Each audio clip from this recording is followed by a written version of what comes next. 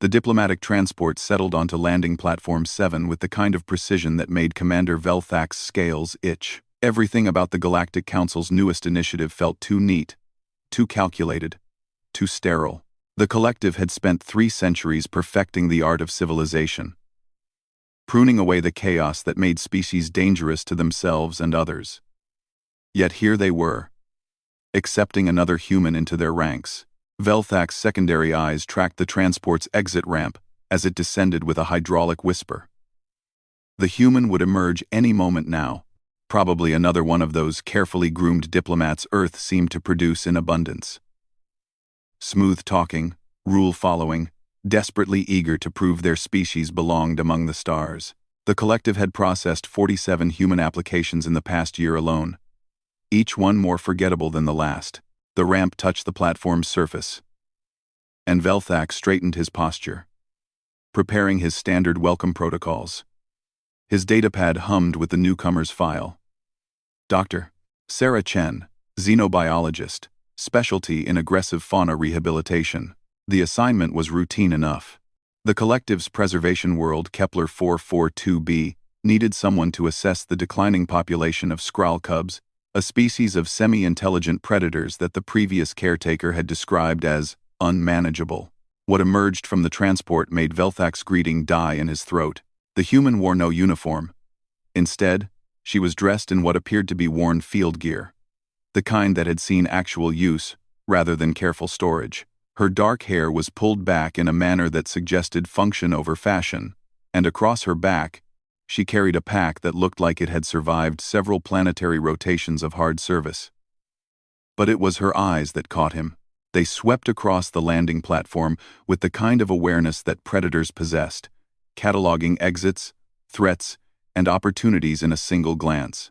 She walked down the ramp like she owned it, her stride neither hurried nor hesitant.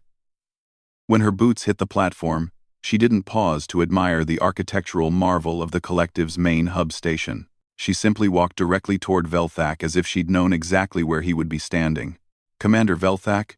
Her voice carried an accent he couldn't place, rougher around the edges than the polished tones of Earth's diplomatic corps. "Sarah Chen. I'm here about your predator problem." Velthak's translator implant took a microsecond longer than usual to process her words, thrown by the casual directness. "Dr. Chen, welcome to Station Praxis. I trust your journey was comfortable? Long." She shifted the pack on her shoulders. "Your file said, the cubs are dangerous. How many injuries so far?" The question caught him off balance. Most new arrivals spent their first hours adjusting to the station's atmosphere mixture, requesting quarters, inquiring about meal schedules. This human seemed to want to skip directly to the work. 17 incidents in the past standard cycle, Velthak replied, accessing his datapad. 3 serious enough to require medical intervention. The cubs have become increasingly aggressive since their matriarch died 6 months ago. The current theory is that without proper socialization from an adult of their species, they're developing behavioral abnormalities. Sarah's expression shifted, something hardening behind her eyes. Behavioral abnormalities. That's what you're calling it? That is the clinical assessment. Yes, they're traumatized. She said it like a statement of fact, not a theory. How many cubs are we talking about? The current population stands at 23 juveniles, ranging from 6 months to 2 years in development stage, and nobody thought to bring in someone who specializes in this 6 months ago when the matriarch died. Velthak felt his scales ripple with irritation, an unconscious response he immediately suppressed. The human's tone wasn't quite accusatory, but it carried an edge of judgment that pricked at his professional pride. The initial assessment suggested the cubs would adapt to automated feeding and care protocols, he said carefully. That assessment proved incorrect. It always does.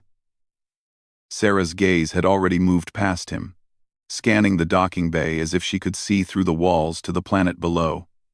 "When can I get down there? When can I get down there?" The standard orientation process takes approximately 48 hours. You'll need to familiarize yourself with station protocols, safety regulations, environmental suit operation, and, I've read the manual, I can operate the suit. What I need is to see the cubs before they hurt someone else, or someone decides they're too dangerous and puts them down. She finally looked directly at him, and Velthak found himself taking an involuntary step backward. That's not going to happen, is it? Nobody's planning to euthanize them? The collective does not destroy endangered species, Velthak said firmly. These cubs represent the last surviving population of Skrull on Kepler 442b. Their preservation is paramount. Something in Sarah's posture relaxed fractionally. Good. Then let's not waste time. Get me on the next shuttle down. Velthak considered arguing, considered insisting on proper protocols and procedures, but something in the human's demeanor suggested that arguing would be pointless. She would find a way down to that planet with or without his authorization. And at least this way, he could maintain the illusion of control. Very well, but you'll be accompanied by a safety team and… No safety team. Sarah's voice carried absolute certainty. The cubs are already stressed and aggressive. Showing up with armed guards will only make things worse. I go alone. I say nay PHPSA. That's highly irregular and potentially dangerous. I've been doing this for 15 years, Commander. I've worked with Terran grizzlies, Martian sandwolves, and things that don't even have names yet on colony worlds. I know how to handle frightened predators. She paused, and when she spoke again, her voice had softened just slightly. But I appreciate the concern. How about this? I'll wear a locator beacon and keep an open comm channel.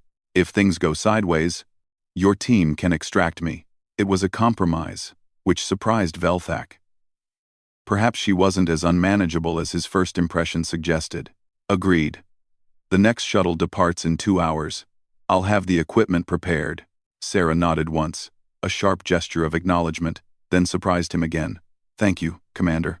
I know this isn't standard procedure. But these cubs don't have time for standard procedure. As he watched her walk toward the shuttle bay, Velthak updated his initial assessment. Dr. Sarah Chen was not like the other humans he'd encountered. She carried herself with a confidence that bordered on arrogance. But it wasn't the artificial confidence of someone trying to prove themselves. It was the bone-deep certainty of someone who knew exactly what they were capable of. His datapad chimed with an incoming message from the station's xenopsychology department. Dr. Miras, a Valian who specialized in interspecies dynamics, had been monitoring the arrival. Commander, I've reviewed the initial interaction with Dr. Chen. I recommend proceeding with caution. Her psychological profile suggests a human who operates outside normal social parameters. Velthak's scales rippled again. This time with something that might have been amusement. Noted. Doctor. Though I suspect Dr. Chen would consider that a compliment. The shuttle bay was a marvel of collective engineering, capable of launching vessels to any of the 26 preservation worlds under Praxis Station's jurisdiction. Sarah moved through the pre-flight checks with practiced efficiency, ignoring the curious stares of the flight crew. She'd felt those stares before, on a dozen different stations and ships. Humans were still relatively new to the galactic community, and most species expected them to be either aggressively expansionist or timidly deferential. Sarah had never been either. She secured her pack in the shuttle's storage compartment and settled into the passenger seat, running through her mental checklist. The file on the Skrull cubs had been disappointingly sparse on useful information. Lots of biological data, genetic sequencing, dietary requirements, almost nothing about their social structure, emotional needs, or behavioral patterns beyond increasingly aggressive. The collective was very good at preserving species. They were less good at understanding what those species actually needed to thrive. The shuttle pilot, a Quellan with 3 manipulator arms and an impressive array of sensory stalks, turned to address her. Dr. Chen will be entering Kepler 442b's atmosphere in approximately 30 minutes. The compound where the cubs are housed is located in the northern temperate zone. Weather conditions are stable, though I should warn you that the cubs have been causing structural damage to their enclosures. What kind of damage? They've learned to manipulate the force field generators. 3 times in the past week, they've created fluctuations in the barriers that nearly allowed escape. The technical team believes they're doing it deliberately. Sarah felt a smile tug at her lips. They probably are. Smart predators test their boundaries. It's healthy behavior, actually. Shows they haven't given up. The pilot's sensory stalks twisted in what Sarah had learned to recognize as quelling confusion. You consider escape attempts healthy? I consider it a sign they're still fighting. The dangerous ones are the animals that stop trying, that just lie down and accept captivity. Those are the ones that are already broken. She paused, watching the stars wheel past the viewport. How big is their enclosure? Approximately 10,000 square meters. The previous caretaker felt it was adequate for their needs. And what were those needs based on? Natural habitat data or guesswork? The pilot's stalks went very still. I do not have that information readily available. Right. Sarah leaned back in her seat, closing her eyes. Wake me when we're 10 minutes out.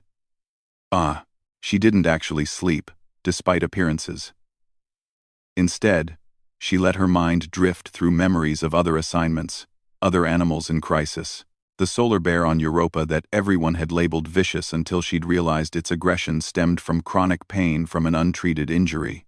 The pack of canids on New Terra that had been classified as untrainable until she'd figured out their complex social hierarchy and worked within it instead of against it. Every species had its own language, its own logic. The key was learning to think in their terms rather than forcing them to think in yours. The shuttle's descent was smooth, the kind of computer-controlled landing that barely registered as motion. Sarah opened her eyes as the craft settled onto a landing pad, surrounded by dense forest. Through the viewport, she could see the compound, a collection of structures that looked more like a prison than a sanctuary. High walls, force field barriers, automated feeding stations. Everything designed for efficiency and safety. Nothing designed for comfort or psychological well-being. We've arrived, Dr. Chen. Station protocols require that I remain with the shuttle until you signal for extraction. Sarah grabbed her pack and stood, already running scenarios in her head. Understood. If you don't hear from me in 4 hours, send Commander Velthak a message saying, I was right about the safety team being a bad idea. The pilot's stalks went rigid. Dr. Chen, that's not... Relax. I'm joking. Mostly. She headed for the exit ramp. 4 hours. I'll check in before then. 4 hours. The planet's air hit her like a memory she'd forgotten she had. Slightly thinner oxygen content than Earth standard, but well within human tolerances. The temperature was comfortable, the kind of mild warmth that suggested either late spring or early autumn. Through the trees, she could hear sounds. Bird calls, or their alien equivalent. The rustle of wind through unfamiliar foliage, and underneath it all, very faint, the sound of something large moving through underbrush. Sarah's instincts, honed through years of fieldwork, kicked in immediately. She wasn't alone. Something was watching her from the tree line. Something that had learned to move quietly, despite its size. She didn't turn to look directly at the source of the sound. Predators often interpreted direct eye contact as a challenge. Instead, she walked calmly toward the compound's main entrance. Her posture relaxed but alert, her hands visible and empty of weapons. The compound's control room was automated, run by a sophisticated AI that managed the Cub's care with mechanical precision. Sarah accessed the main terminal and pulled up the surveillance feeds. 23 shapes moved through various sections of the enclosure, some alone, others in small groups. They were magnificent. The Skrull Cubs, even in juvenile form, were impressive specimens. They stood roughly 1.5 meters tall at the shoulder, with sleek bodies built for both speed and power. Their fur ranged from deep bronze to almost black, marked with patterns that probably served as camouflage in their natural habitat. Each one had 6 legs, the front 4 equipped with retractable claws that the surveillance footage showed them using for climbing, digging, and occasionally testing the strength of their barriers. But it was their faces that caught Sarah's attention. Intelligent eyes, positioned forward like a predator's, but with an expressiveness that suggested complex emotional capacity. And in those eyes, even through the grainy surveillance feed, she could see something that made her chest tighten. Fear, anger, desperation. These weren't just animals being fed and housed, they were thinking, feeling beings trapped in a situation they couldn't understand, mourning a loss they couldn't process, and responding the only way they knew how, by fighting. Sarah spent her first hour in the compound doing something the previous caretakers apparently hadn't considered important. She watched, not through surveillance feeds or data reports, but in person. Sitting on the ground outside the primary enclosure, with her back against the outer wall. Simply observing, the cubs noticed her immediately. Their sixth sense for anything unusual in their environment brought several of them to investigate the human presence. They approached the barrier with varying degrees of caution, some bold enough to come within a few meters, others hanging back in the artificial forest that made up part of their enclosure. Sarah didn't move, didn't make eye contact, didn't do anything that might be interpreted as threatening or even particularly interesting. She was simply there, a new element in their environment that they could investigate or ignore as they chose.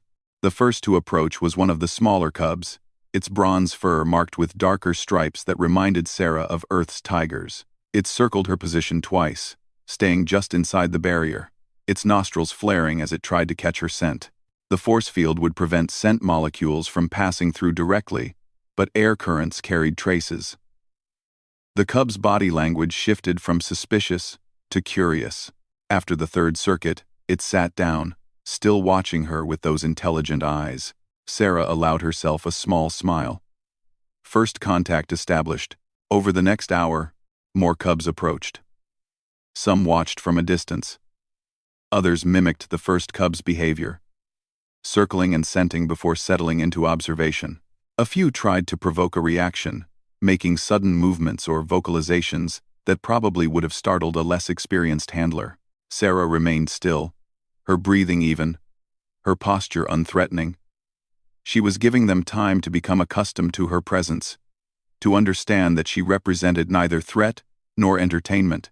She was simply another feature of their landscape, as worthy of investigation as a new tree or interesting rock. By the time her comlink chimed with Commander Velthak's check-in call, she had an audience of 14 cubs at various distances, all watching her with varying degrees of interest.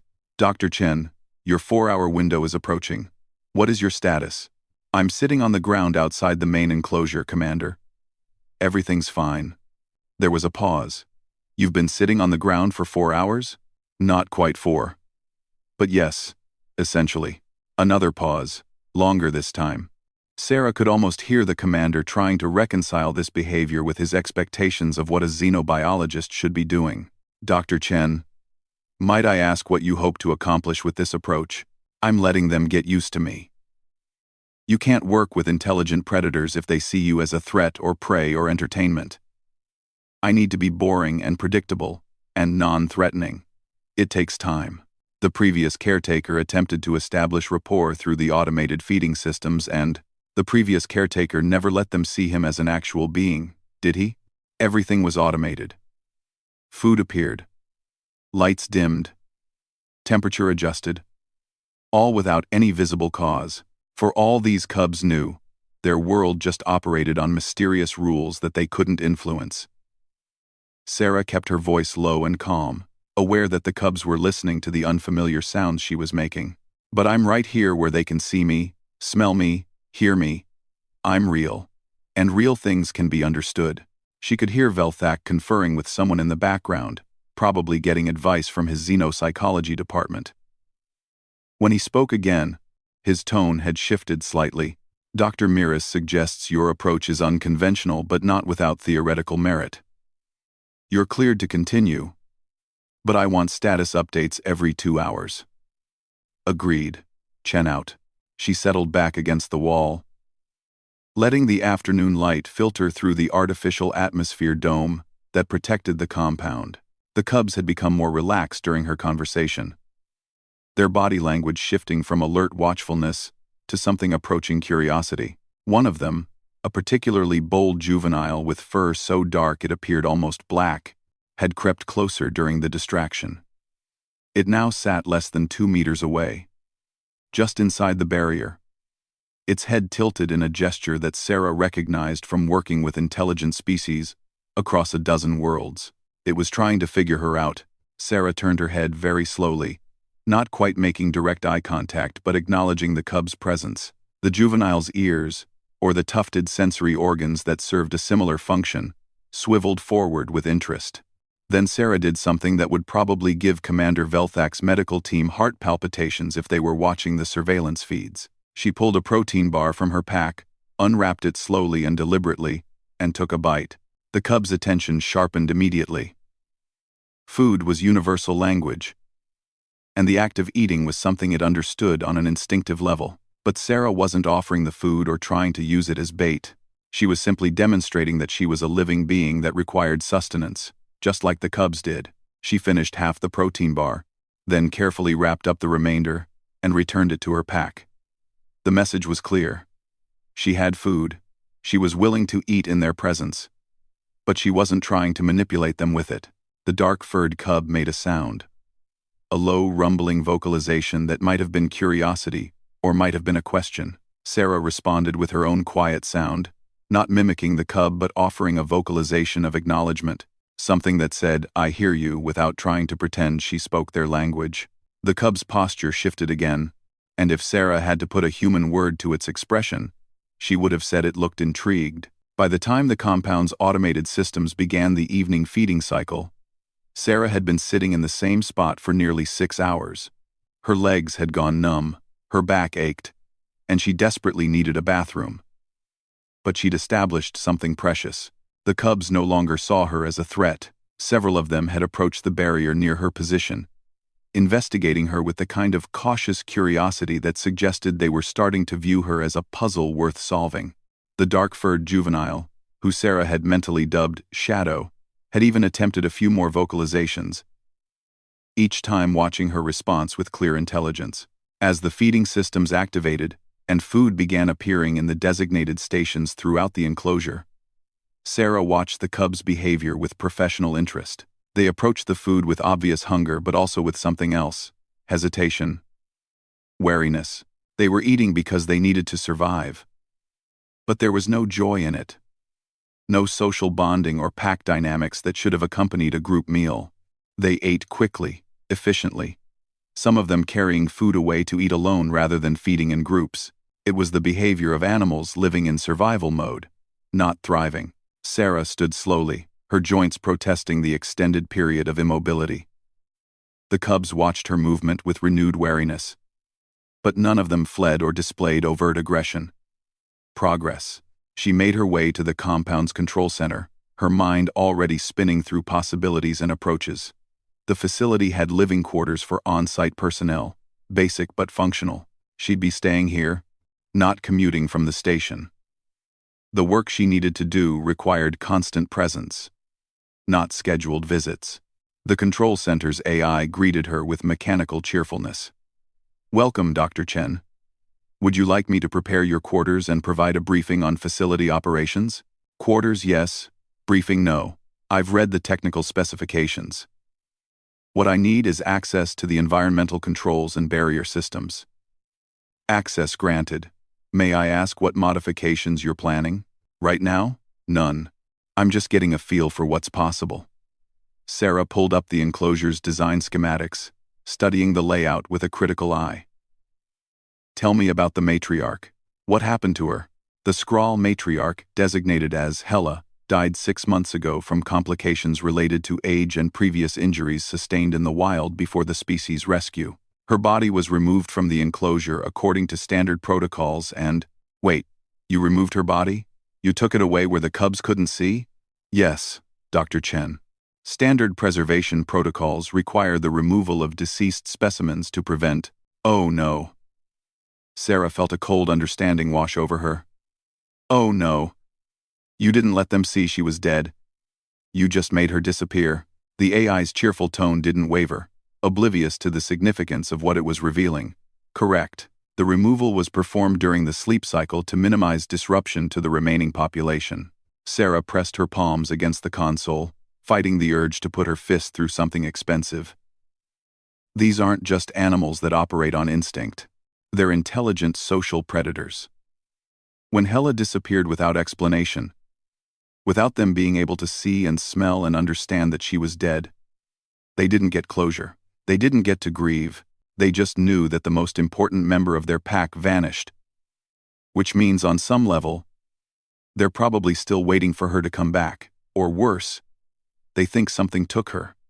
Something dangerous that could take any of them next. I do not understand how this relates to their aggressive behavior. Because they're terrified. They've been living in a state of trauma for 6 months, waiting for the invisible threat that took their matriarch to come back. Every automated system, every mysterious force field fluctuation, every unexplained event just reinforces their fear. They're not aggressive, they're defensive. There's a difference. Sarah pulled up the cub's medical files, scanning through the incident reports. The pattern was clear once she understood what she was looking at. The aggression wasn't random. It was focused on the automated systems, on the force fields, on anything that represented the mysterious forces that controlled their environment. They weren't attacking people, they were attacking the prison. She spent the next hour reviewing every piece of data she could access about Skrull, social structure, behavior patterns, and development stages. The species was semi-intelligent, meaning they possessed problem-solving abilities and complex social bonds, but hadn't developed tool use or abstract language. In their natural environment, they lived in matriarchal packs, with older females teaching younger generations everything from hunting techniques to social hierarchies. Without Hela, these cubs had been left without a teacher, a protector, and a social anchor. They were orphans in the truest sense, and orphaned predators rarely developed into healthy adults. Sarah's comlink chimed again. Commander Velthak's face appeared on the screen, his scales arranged in what she'd learned to recognize as concern. Dr. Chen, I've been reviewing your activity logs. You've been on planet for nearly 8 hours with minimal rest. I'm recommending you take the evening to recover before... Commander, I need to submit a formal request for a protocol change. Velthak's secondary eyes narrowed slightly. What kind of protocol change? I need permission to enter the enclosure. Direct physical contact with the cubs. The silence that followed was heavy enough that Sarah could practically feel it through the comlink. When Velthak spoke again, his voice carried the careful neutrality of someone trying very hard to remain professional. Dr. Chen, the Skrull cubs have been classified as dangerous. 17 incidents, 3 serious injuries. The force fields are in place specifically to prevent the kind of contact you're requesting. The previous handlers weren't attacked, Commander. They got between the cubs and their escape attempts and got hurt as collateral damage. There's a difference. These cubs aren't hunting people. They're trying to escape a situation they don't understand. Sarah pulled up the incident reports and transmitted them to Velthak's station. Look at the patterns. Every incident occurred when someone was attempting to make repairs to the barrier systems or adjust the environmental controls. The cubs see those systems as threats, but they've been watching me for 6 hours now, and not once have any of them displayed hunting behavior or territorial aggression. Observation from outside a barrier is very different from direct contact. I know that. Which is why I'm not asking to go in there tomorrow. I'm asking for permission to work toward it. Let me spend a few more days building trust, letting them get comfortable with my presence. When I judge it's safe, I'll request to lower a small section of the barrier for direct interaction. Velthak was conferring with someone again. Probably the entire Zenup psychology department, plus the station's legal team. Sarah waited, watching the surveillance feeds as the cubs settled into their evening routines. Some were curling up in the sleeping dens that dotted the enclosure. Others were engaging in what looked like play, though there was a roughness to it that suggested frustration more than joy. Dr. Miras has concerns about your approach, Velthak said finally. But she also acknowledges that conventional methods have failed. You're authorized to proceed, but with strict conditions. You'll wear biometric monitoring at all times, any sign of elevated stress or danger, and the automated systems will reactivate the barriers immediately. And you'll maintain constant communication with the control center. Agreed. Thank you, Commander. Dr. Chen? Velthak's tone shifted slightly. Please don't make me regret this decision. Sarah allowed herself a slight smile. I'll do my best. After the call ended, she made her way to the assigned quarters. A small but comfortable room with a window that looked out over a portion of the enclosure. Through the transparent aluminum, she could see several of the cubs settling in for the night. Shadow, the dark-furred juvenile, had claimed a spot near the outer wall, close to where Sarah had spent her afternoon. The cub was watching the window, those intelligent eyes tracking movement inside the compound's human section. Sarah raised one hand in a slow gesture of acknowledgement, not quite a wave but a recognition of the cub's attention. Shadow's ears swiveled forward, and for a moment, they simply observed each other across the barrier. Then Shadow made that rumbling vocalization again, softer this time, almost questioning. Sarah didn't have a translator for Skrull language, didn't have any way to know what the sound actually meant. But she understood the intent behind it. The cub was trying to communicate, trying to bridge the gap between their species. "I'm going to help you," Sarah said quietly, knowing Shadow couldn't understand the words, but hoping the tone would convey meaning. "All of you. I promise." Shadow watched her for another long moment, then curled into a sleeping position, though its eyes remained open and alert. Sarah turned away from the window and began unpacking her gear, laying out the equipment she'd need for the work ahead. Biometric sensors, portable communication devices, protective clothing that was flexible enough for movement but tough enough to withstand claws. And buried at the bottom of her pack, something that wasn't standard issue for any xenobiologist. A small handheld recording device, old enough to be considered vintage by modern standards. Sarah activated it, checking the storage capacity. Empty, waiting to be filled. She developed a habit over the years of documenting her work, not through official reports and dry scientific observations, but through personal logs, audio journals that captured not just what was happening, but how it felt, what it meant, why it mattered. She activated the recording. Personal log, Dr. Sarah Chen, Day 1, on Kepler 442b. Subject: Skrull cubs, 23 juveniles, orphaned and traumatized. She paused, gathering her thoughts. The collective calls them aggressive, dangerous, unmanageable. But I've spent the day watching them, and you know what I see? I see children who lost their mother and don't understand why. I see intelligent beings trapped in a system that treats them like biological specimens, instead of thinking, feeling individuals. She moved back to the window, watching the cubs in their various sleeping spots. There's one in particular. Dark fur. Bold, but not reckless. I've been calling it Shadow in my head. That one figured out I'm different from the automated systems. That one is trying to communicate. And if one can learn, they all can. Sarah touched her fingers to the transparent aluminum, a gesture of connection across an impossible divide. The collective preserves species, but preservation isn't enough. These cubs need more than food and shelter. They need understanding. They need connection. They need someone willing to meet them where they are, instead of expecting them to become what's convenient. She paused the recording, a thought crystallizing in her mind. Tomorrow, she would begin the real work. Tomorrow, she would start building bridges instead of barriers. But tonight, she simply stood at the window and kept watch over the 23 orphaned predators who had been labeled unmanageable, aggressive, and dangerous. Tomorrow, she would show them and everyone else what humans understood about nature's untamed hearts. Sarah woke before dawn, her internal clock adjusted to the rhythm of predators rather than stations or civilized schedules. Through the window, she could see the cubs beginning to stir, their forms moving through the artificial twilight that the compound systems generated to mimic natural day-night cycles. She dressed quickly in her field gear and made her way to the enclosure's outer perimeter. Instead of returning to her previous position, she chose a new spot, one that offered a different angle of observation. The cubs would need to learn that she was consistent but not rigid, predictable in her non-threatening presence but not limited to a single pattern. Shadow noticed her first, lifting its head from where it had spent the night near the outer wall. The cub's ears swiveled forward, tracking Sarah's movement to the new position. After a moment of apparent consideration, Shadow rose and padded over to the barrier section nearest to Sarah's new location. Sarah smiled.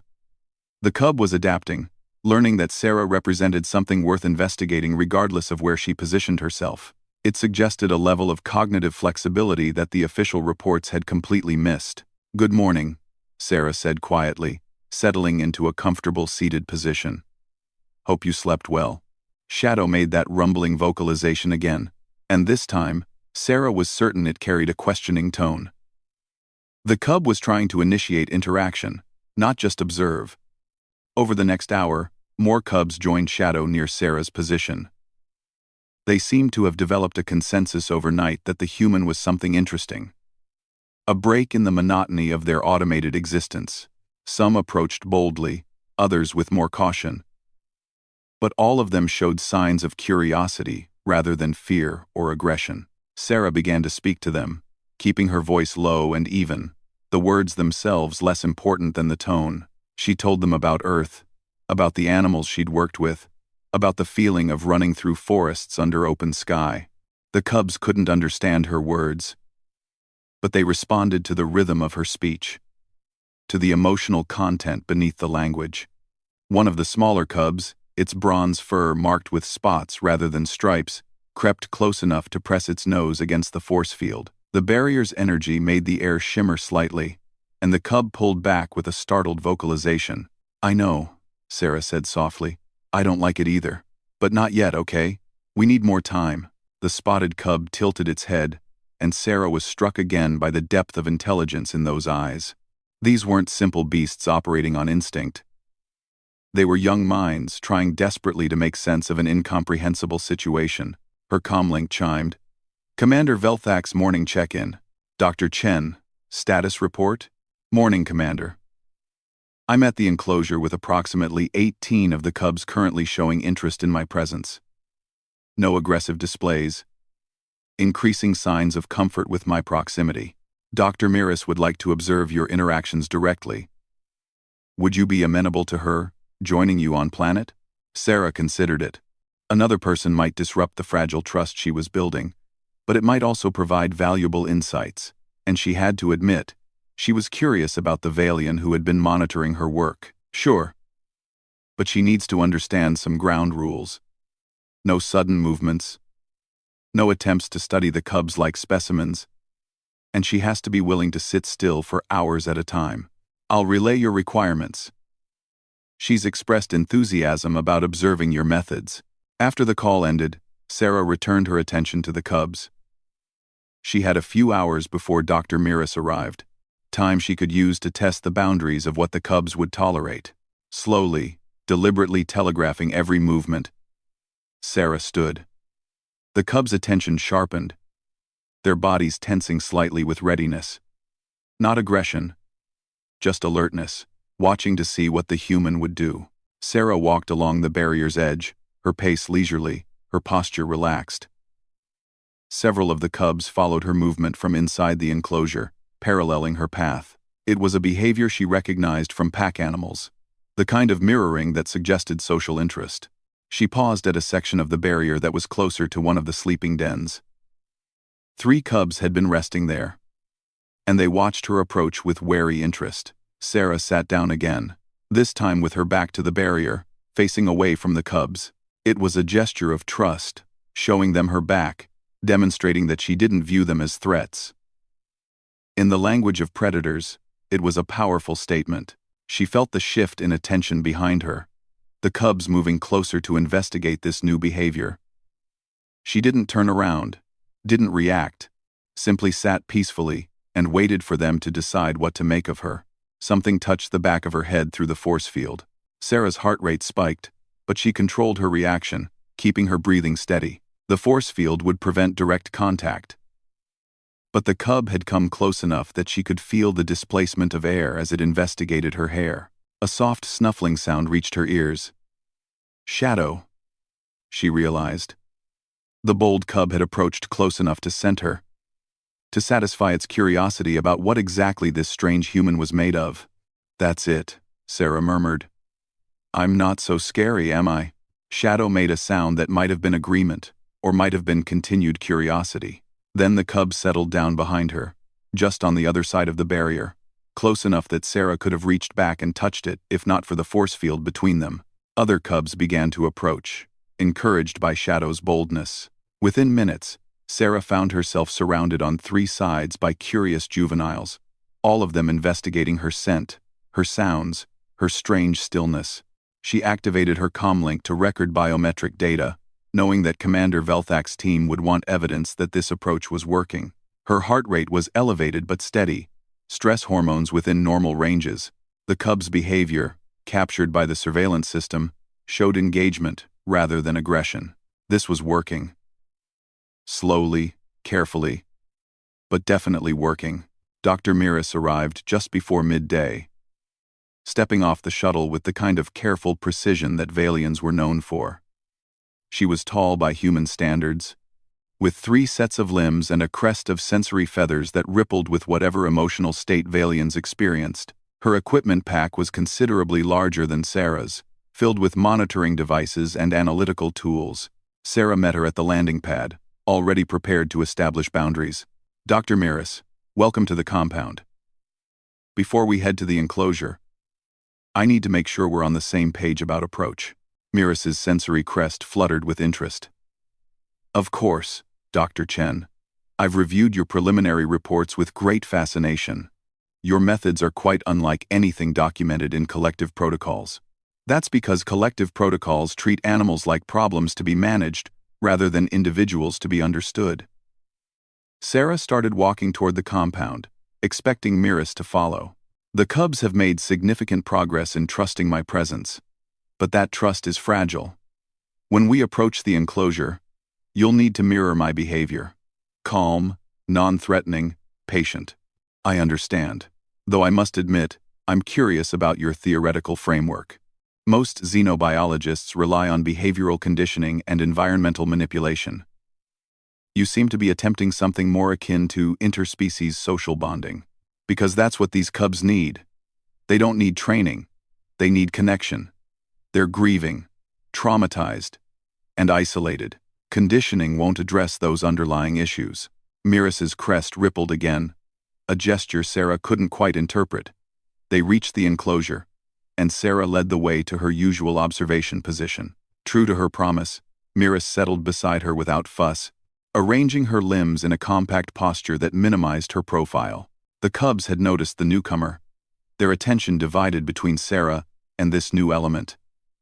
Several retreated to safer distances, their body language more guarded than it had been that morning. They're uncertain, Miras observed quietly. Your presence is familiar now, but I represent unknown variables. Give them time, they'll adjust.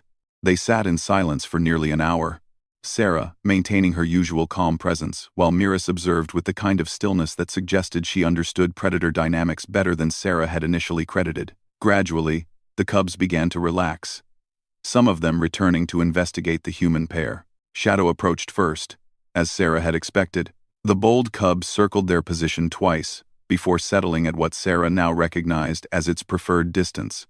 Close enough to observe clearly, but far enough to retreat if needed. Fascinating, Miras murmured. That one has appointed itself as primary investigator. Shadow's special. Smarter than average, more curious. In a natural pack, this one would probably grow up to be a senior hunter or scout. High intelligence, strong observational skills. You've named them? Miras's tone carried surprise. Just Shadow so far. The others I've been tracking by their marking patterns. But Shadow earned a name. Naming suggests emotional attachment. Collective protocols discourage. Collective protocols are part of why these cubs are traumatized.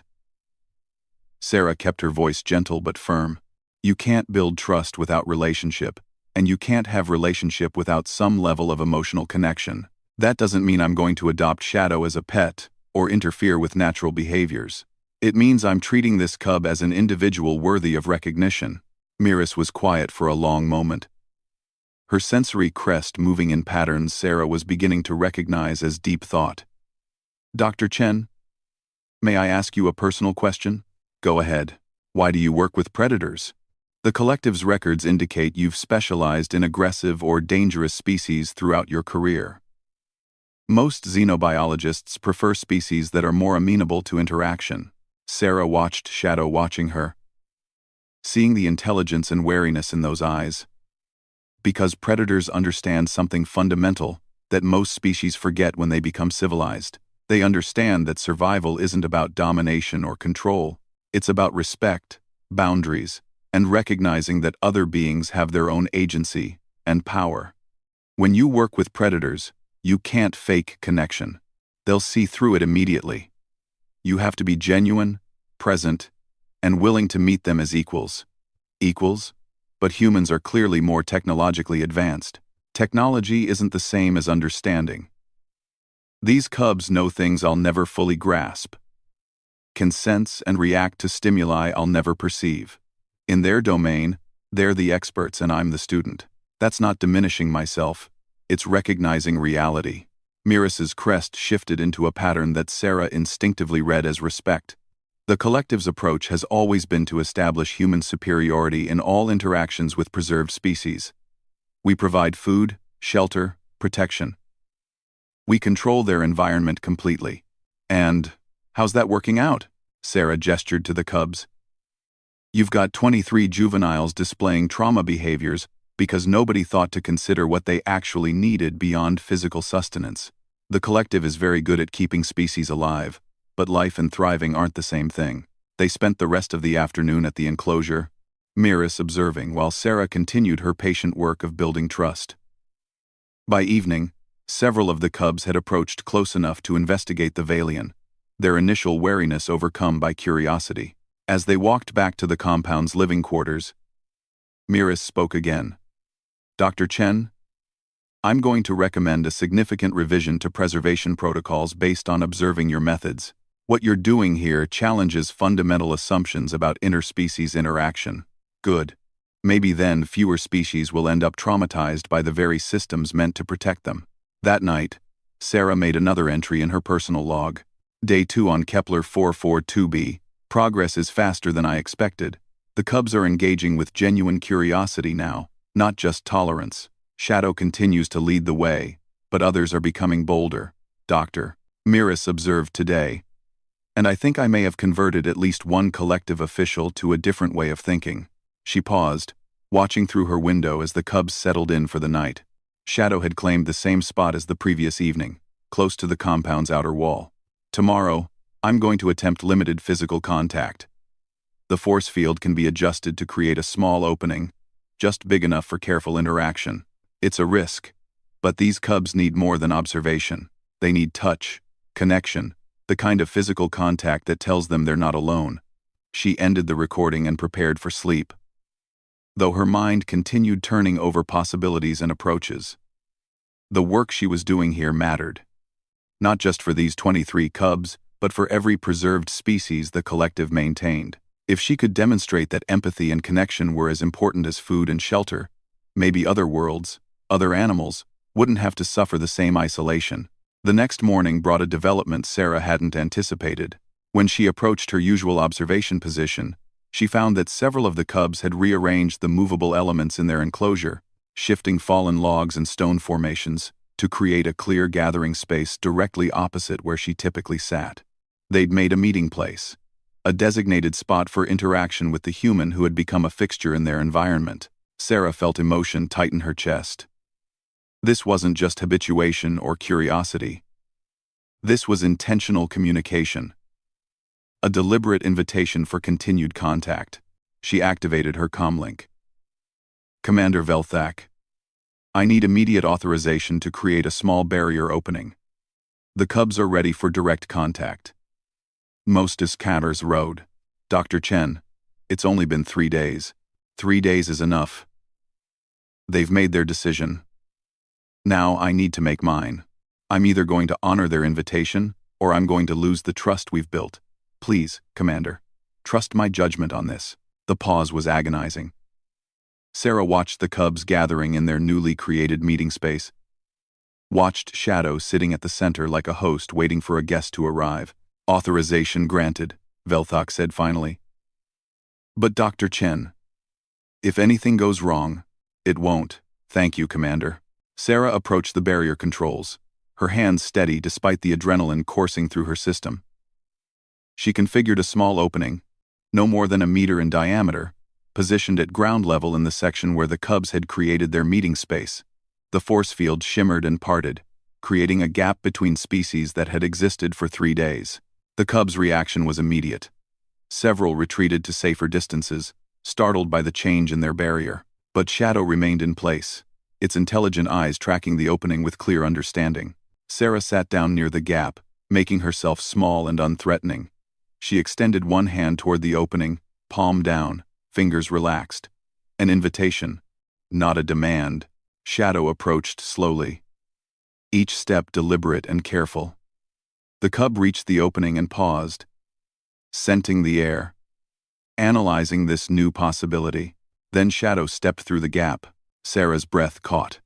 The cub was less than a meter away, close enough that she could see the individual whiskers around its muzzle, could count the patterns in its dark fur. Shadow extended its neck, bringing its nose toward Sarah's outstretched hand. Their species were about to make contact for the first time, predator and human, no barrier between them. Sarah felt Shadow's breath against her skin, warm and alive. The cub's nose touched her palm, and Sarah had to fight the urge to move, to react, to do anything that might break this moment. Shadow's whiskers brushed against her fingers as the cub investigated her scent more thoroughly. Its nose was slightly damp, its breath carrying the smell of the previous night's meal. Up close, Sarah could see the slight variations in Shadow's fur pattern, could hear the quiet sound of the cub's breathing. Then Shadow made that rumbling vocalization again, but this time Sarah was close enough to feel it, to sense the vibration of it in her bones. Not a question this time. Something else. Recognition, acknowledgement, acceptance. Sarah, very slowly, very carefully, closed her fingers slightly, the barest suggestion of contact against Shadow's muzzle. The cub didn't pull away. Instead, Shadow leaned into the touch, just fractionally. The first moment of chosen physical connection between their species. "Hello, Shadow," Sarah whispered. "It's good to finally meet you." Over the next hour, more cubs approached the opening. Some came close enough to investigate Sarah's scent before retreating. Others, encouraged by Shadow's boldness, allowed brief touches. The spotted cub Sarah had noticed before came through the gap entirely, settling beside Shadow with the kind of proximity that suggested these two had bonded in their trauma. Sarah named that one Ember, for the warm bronze tones in its fur. By midday, she had 7 cubs comfortable enough to interact directly, with the others watching from various distances, still uncertain but clearly interested. Shadow remained the boldest, the bridge builder between species, the one who had taken the first risk and shown the others that the human could be trusted. Commander Velthak arrived that evening with Dr. Miras and several other collective officials. They stood at a careful distance, watching as Sarah sat surrounded by cubs, some sleeping near her, others playing, all of them exhibiting behaviors that the reports had classified as impossible. "I don't understand," one of the officials murmured. The previous caretaker's report indicated these animals were fundamentally unmanageable. "They were never unmanageable," Sarah replied without turning around, not wanting to break the peace of the moment with unnecessary movement. They were grieving and scared and trapped in a system that treated them like objects instead of beings. All they needed was someone willing to see them as they actually are. Miras's sensory crest rippled with what Sarah had learned to recognize as deep emotion. Dr. Chen has demonstrated something revolutionary. These cubs aren't responding to training or conditioning. They're responding to genuine interspecies relationship. Shadow, pressed against Sarah's leg in a position that was unmistakably companionable, made a soft sound. Sarah rested her hand gently on the cub's head, feeling the warmth of living fur, the solidity of bone and muscle beneath. "There's something else," Sarah said quietly. "Shadow's been teaching the others a new vocalization. I've heard it at least a dozen times today, always in contexts that seem to reference me or my actions." She demonstrated, making her best approximation of the sound she'd been hearing, a specific pattern of rumbles and clicks that the cubs had begun using. Miras's crest shot upright. "Dr. Chen, if I'm understanding correctly, you're suggesting the cubs have created a new word, a designation specifically for you, not just for me." for the concept I represent. It's used when they're discussing me with each other. But I've also heard them use it in other contexts. When Ember found a new resting spot, Shadow made that sound. When one of the younger cubs figured out how to open a complicated puzzle feeder, several others made that sound. What do you think it means? Sarah looked down at Shadow, seeing the intelligence and curiosity in those eyes. I think it means different from normal, or breaks expectations, or maybe changes things. I think they've coined a word to describe something that doesn't follow the usual rules of the Mender, their world. They've named you, Velthak said, his scales shifting into patterns of awe. Or rather, they've created a concept word that you embody. Sarah smiled, stroking Shadow's head gently. I prefer to think they've named what we've built together, a new kind of relationship. A bridge between the untamed and the civilized. As the collective officials departed, already discussing the implications for preservation protocols across all worlds, Sarah remained with the cubs. Shadow and Ember had claimed positions on either side of her, the beginning of what might become a new kind of pack structure, one that included a human as an honorary member. That night, Sarah made her final log entry. Day 4 on Kepler 442b. The cubs have created a word for me, or for what I represent. Dr. Miras says it's unprecedented, that no preserved species has ever developed new language in response to collective caretakers. But that's because the collective has always maintained distance, always prioritized control over connection. She paused, feeling Shadow's warmth against her side. The cub had followed her back to her quarters, unwilling to be separated after their day of breakthrough contact. These cubs are going to be okay. More than okay. With proper care, with genuine relationship, with recognition of their intelligence and emotional needs, they'll thrive. Shadow will probably become a leader, teaching the younger ones not just how to hunt and survive, but how to navigate a world that includes other species worth trusting. She glanced at Shadow, who watched her with those remarkably expressive eyes. And maybe, just maybe, they'll teach us something too. About what it means to be untamed by nature, about the strength that comes from connection rather than control, about building bridges instead of barriers. Sarah ended the recording and settled in for the night.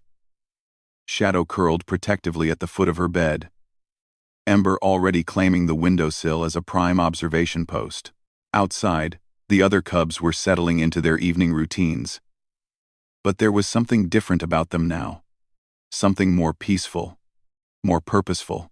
They moved with the confidence of animals who understood their place in the world, who knew they weren't alone, who had found something precious in the form of a human willing to see them as they truly were. Commander Velthak watched the surveillance feeds from his office on Praxis Station, his scales shifting through patterns of contemplation. Dr. Miras had submitted her recommendations, and they were revolutionary. Every preservation world would need to reconsider its approach, would need to find personnel willing to build relationships instead of simply maintaining specimens. It would be difficult, expensive, and would require the collective to admit that its protocols had been fundamentally flawed. But watching Sarah Chen sleep peacefully while a young Skrull predator stood guard over her, watching the other cubs rest more easily than they had in months, Velthak knew the change was necessary. The human had been right. Preservation without connection wasn't enough. Life without relationship was just existence, and perhaps that was what humans brought to the galaxy that the collective had been missing all along. Not superior technology or military might or even diplomatic skill, but the simple, revolutionary understanding that all beings, no matter how alien or dangerous, deserve to be seen, known, and valued as individuals. Shadow made that new vocalization again, the word the cubs had created for Sarah, the concept that meant one who breaks expectations, or one who changes things, or perhaps simply bridge between worlds. The word spread through the enclosure as other cubs picked it up, teaching it to each other, incorporating it into their developing language. In the morning, Sarah would begin the long work of helping the cubs heal completely, of teaching them the skills they would need to eventually live semi-wild lives in their preserved territory, but she would do it as a member of their pack, not a distant observer. She would be their bridge to a world that had once seemed incomprehensible. She was untamed by nature, refusing to be confined by protocols and expectations. And in her wildness, she had found kinship with other untamed hearts. The cubs had coined a word to define her, but in truth, Sarah had defined herself long ago. She was a bridge builder, a connection maker, a believer in the revolutionary power of genuine relationship, and that, more than any technology or procedure, would change everything.